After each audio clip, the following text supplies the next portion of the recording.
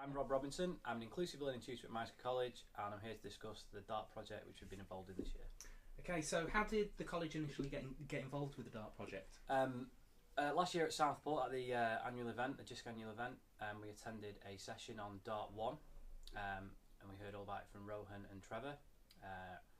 So that sounded very interesting, something we could obviously bring in with our foundation learners here at myerscough and our pre-entry learners. I had a quick chat with Rohan there and then, went away, had a bit of a chat about it as a team, and then made contact and went from there really. Okay, so was there any particular driver from the college, any inspiration that led you to apply? The use of technology is something we've been promoting over the last couple of years. We were looking at something more rigid in that, something a little bit more concrete, so setting in place an assistive technologist or someone designated to deal with assistive technology. That was something that we were certainly interested in.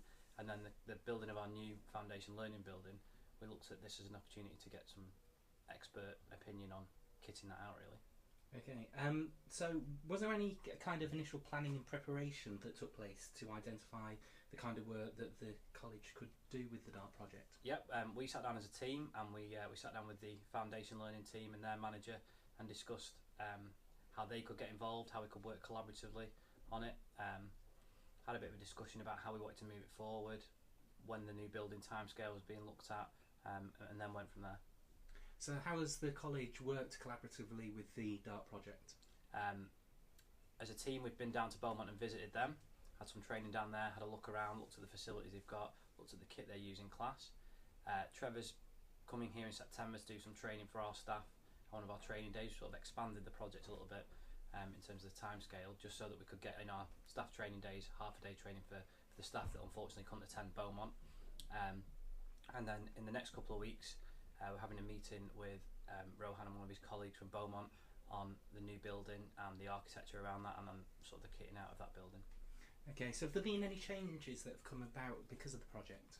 College? I think we're sort of much more rigid now in our the way we look at assistive technology. People are assigned roles and people are assigned and designated jobs within that. People are much more open to the use of technology in the classroom, I think.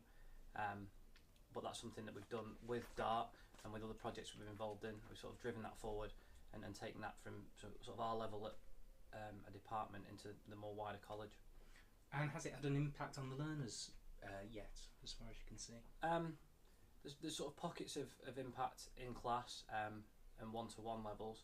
Hopefully next year, once the new foundation learning building's kitted out, that's where we can see some real dramatic impact on learners.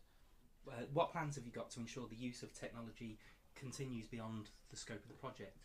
I think where we differ maybe from other colleges, or where we differ from how the project's gone before, is that we've got this new facility that's coming in the new academic year, which the DART project's is going to have a big impact in how we facilitate and kit that out.